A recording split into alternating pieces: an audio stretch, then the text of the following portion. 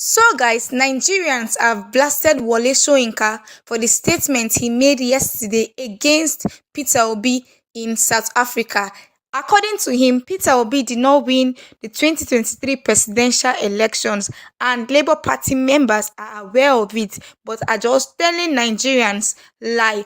And Nigerians on the internet have come out to face Wole Soyinka. According to them, we are the ones that voted for Peter Obi. We are the ones that voted during the 2023 presidential election. You cannot come and impose on us who we voted for. I want us to watch this video where this analyst sent a strong message to Wole Soyinka. Watch this video, guys. My fraternal greetings to everyone. Today I want to talk about the incoherence upon incoherence of Wole Soyinka. Enough is enough. We've tolerated this man for a long time. It's a big shame to the literary community.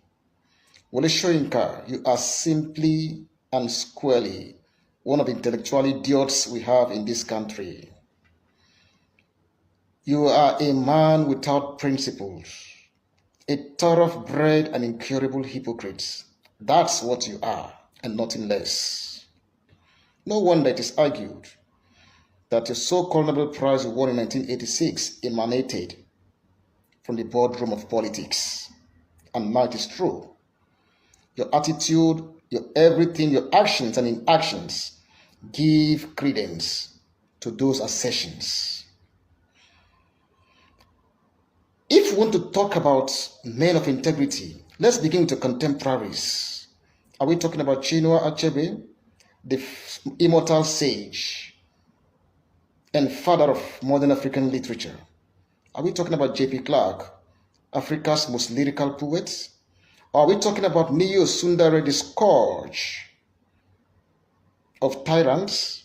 Are we talking about Christopher Okibo, who lived and died for what he believed in?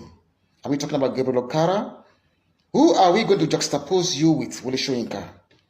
Those names I mentioned are names that we can all go to invoke as a source of pride and for moral inspirations. They are men who have engraved their names on the marble of integrity. Unblemished men. Men of integrity, men who are conscious of their good names, their global good names. But that is not you, Wole Soyinka. Your son served as a commissioner for health in Ogun State. He destroyed the health sector in that state, looted everything and left. He left the health sector in Ogun State in shambles. That is your own son. Which of the sons of your contemporaries are smeared their father's name in that way? Mention one. Today's government is 100 times worse than the GEJ's government. None of you came out to protest. You even wrote describing the wife of GEJ as a hippopotamus and the president himself, GEJ, as a King Nebuchadnezzar. But everything happened in this government, people like you never came out to protest. But a few days ago, you came out to call the youths fascist and talking rubbish. Please go and sit down. From what this man just said in this video, Wole Soyinka has never spoken against the insecurity that is bedeviling our nation. He has never spoken against the challenges Nigerians are facing. But at every little opportunity he gets, he comes out to attack Peter Obi. He comes out to attack young Nigerians who are clamoring for a better Nigeria and supporting Peter Obi. That's what he's doing at this point in time because he's a supporter of our current president, Tinubu. But that's not what we want in Nigeria at this point in time. And I believe that past generations, some of them are not getting this understanding that Nigerians have grown. The younger generation now understand the politics and want the best for the people. Just the way this man pointed out, during Jonathan's regime, at every slightest opportunity he gets, he attacks the government. At every slightest opportunity he gets, he talks against both Jonathan and the wife. But now, this current administration has not been doing anything for the people. Instead of you to address it, all you keep focusing is on Peter Obi and his supporters, innocent Nigerian youths and innocent Nigerians, well-meaning Nigerians who just want the best for our nation, Nigeria. You keep attacking them, you keep attacking Peter Obi, you keep spreading lies about Peter Obi when it is obvious, even to international communities, that Peter Obi won the 2023 presidential election. Reacting to this on Twitter, which is now X, this person here said, while Soyinka tried hard to mislead and misinform the whole world by hammering that Peter Obi did not win the election, but he mischievously deliberately refused to address the issues as to whether the election was free, fair, credible, and transparent. He also tweeted and said, Prof. Soyinka lied that Labour Party took over the Labour movement and turned it to a regional party, but failed to explain why Labour Party won Lagos and Abuja. And that's the simple truth. You can't say that Labour Party is a regional movement, because we saw what happened in the 2023 presidential election, that Peter Obi did not just win in the East, but also won in Lagos, won in Abuja, the Federal Capital Territory. So this is actually not that it's just an Eastern movement. This is the movement by Nigerians, because Nigerians want the best for our nation. We are tired of recycling leaders who have no clear plan for the people. We are tired of recycling leaders who are corrupt, leaders who just force themselves on us. That's why the people both in the north voted for Peter Obi in the last election. Another person here said, Soyinka needs to understand that the Nigerian youth of 2023 is not same as the ones of 2015 or 2019. This generation has awakened, and trying your best to paint what is white black will either do you bad than good. Here is my take. And that's the simple truth. Nigerian youths now know better. The people now know better. It was not like before that we always have political apathy. Before now, we know that many young persons are not interested in politics. They'll just tell you, we know that at the end of the day, they're going to rig the election. We know that at the end of the day, they'll just do what they always do. So we are not concerned anybody that becomes our president. We don't care. But no, Nigerians have woken up, because we are tired of the same kind of track record. For years, we keep experiencing bad leadership. For years, we keep going through the same thing. Now we've woken up. We've embraced politics. We now understand how it is done. And that's why we want the man of the people to be there. We want the person that Nigerians truly voted for to come into power. Another person here said, ignore Soyinka like typical Abadorians whose judgments are locked in bigotry.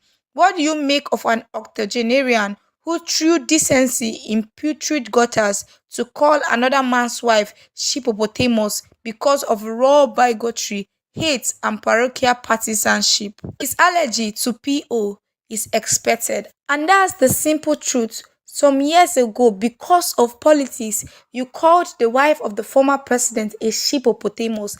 That's the height of it. Just because you are not supporting them, you end up insulting them. And that's the same thing he's doing with Peter Obi. Just because he's not supporting with Peter Obi, he wants to go about to spread lies, because we know that around the globe he's respected, because we know that Nigerians before now actually respect him.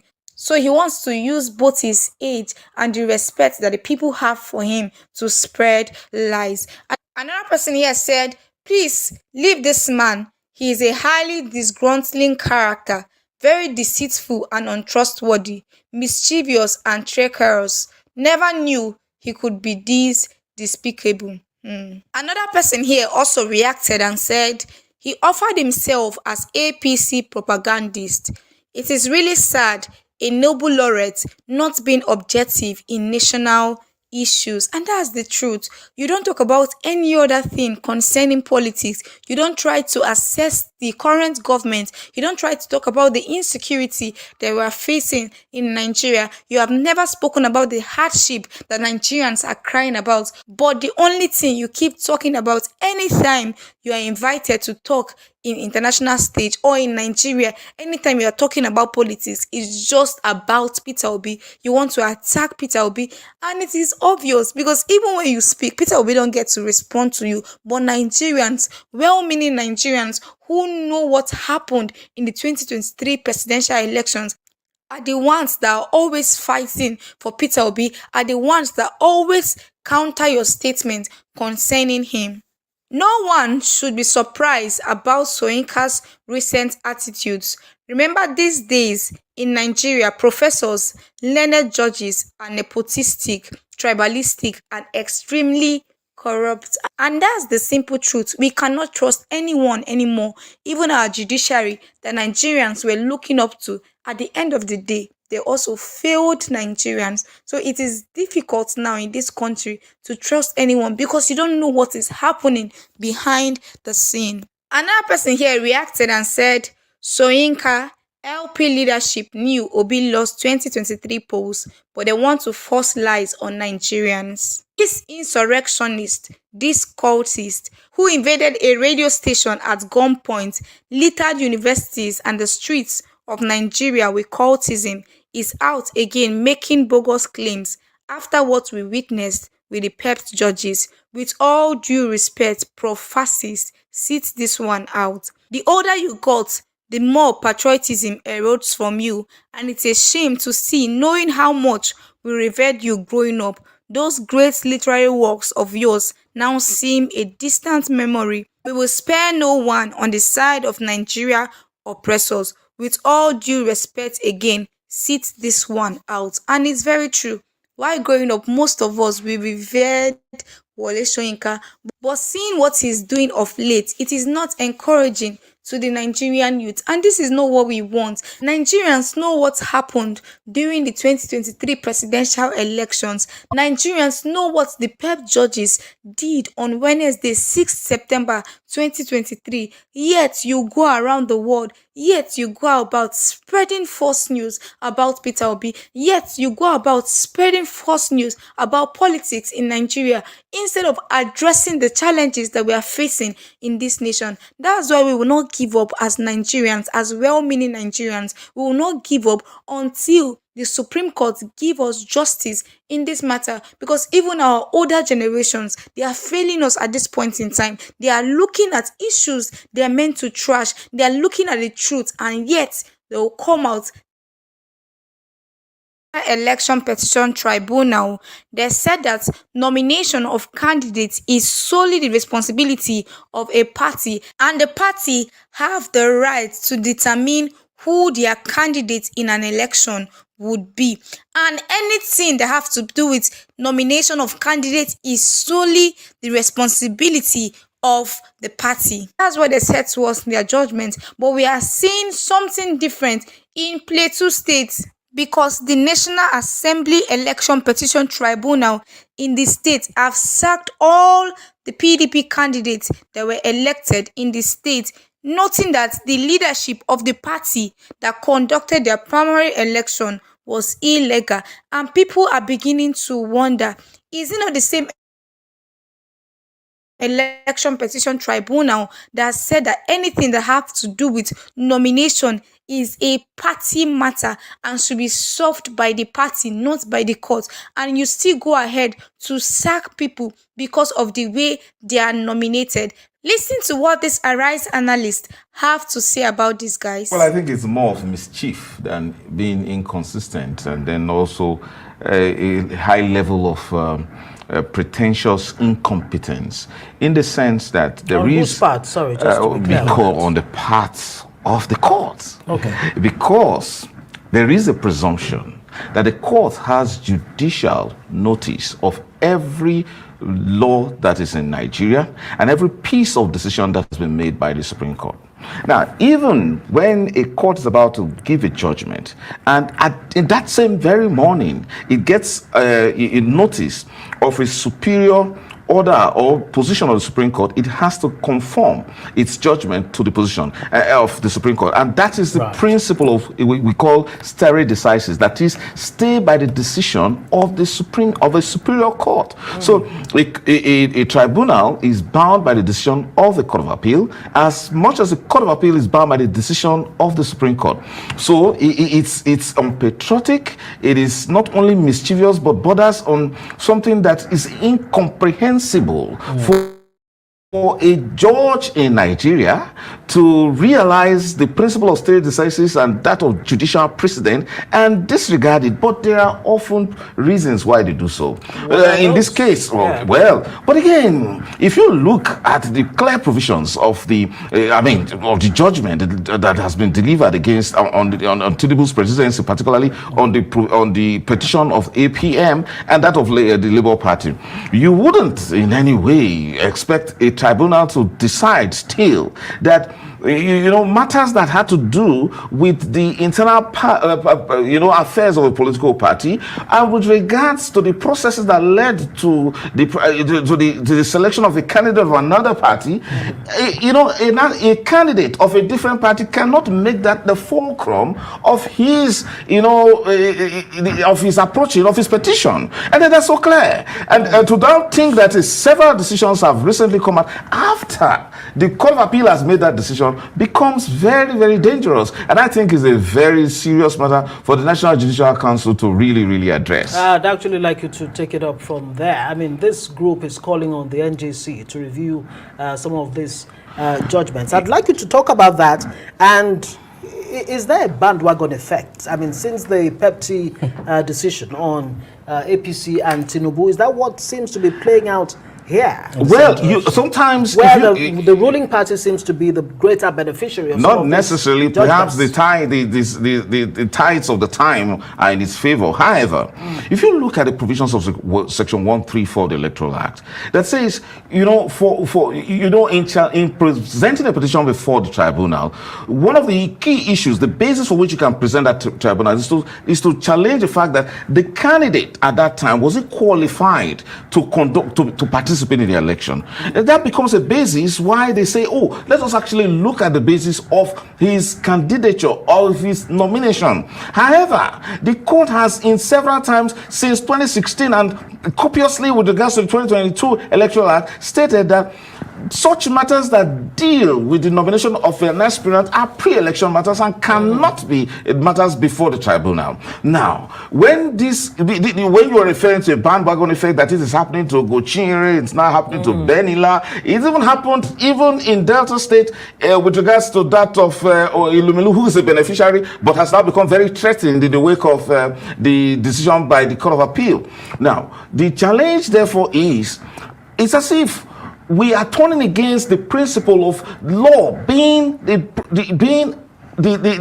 guide for certainty in our society.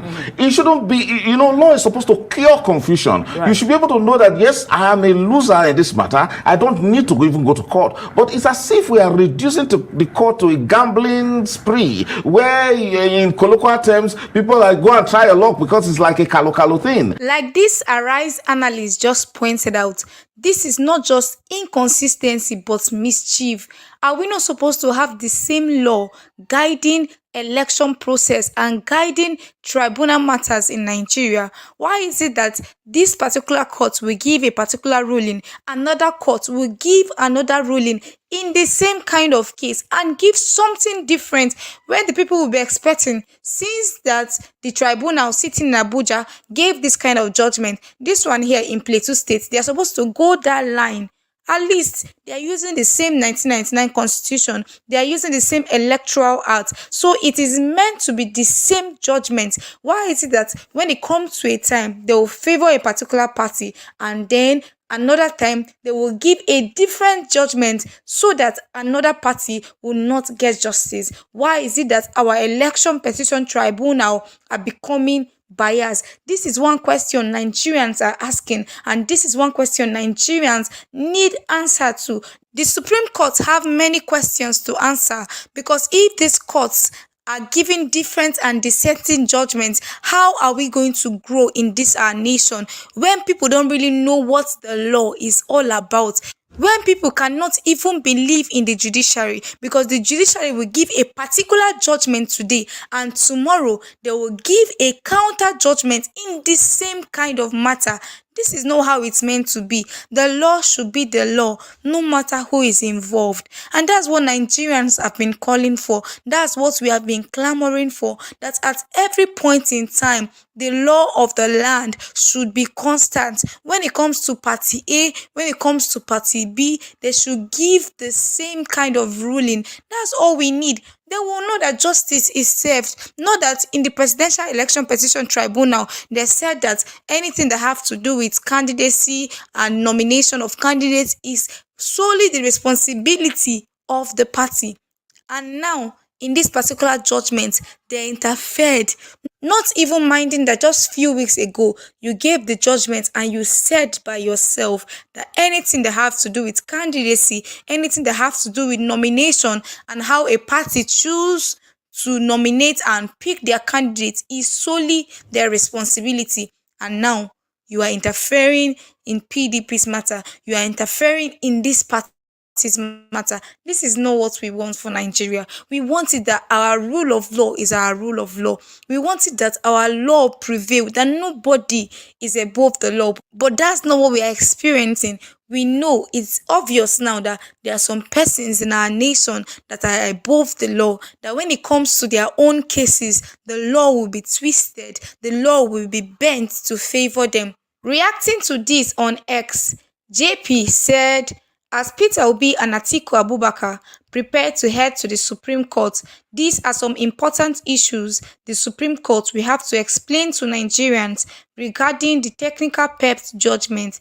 Whether, one, when a person is nominated by a political party, even in contravention of the Electoral Act, it is non-justiciable to question such a nomination. And this is very true because we are already confused. If the Presidential Election Petition Tribunal, in their own judgment, said it is not a challenge, said that that is the work of the political party to decide to do anything within themselves as a party, why is it that we are not having the same kind of judgment in the National Assembly Election Petition Tribunal? These are the things we keep asking as well-meaning Nigerians, and I believe the judiciary have the responsibility to answer these questions so that Nigerians will be clear about the laws that govern us. And that's why we will keep calling on the Supreme Court to give us justice even as we head over to the Supreme Court. Thank you so much, guys, for watching this video. Please do help to share your thoughts about the video in the comment section. Please do help to like this video, and please do help to subscribe to our channel if you are yet to subscribe so you get notifications whenever we post a new video.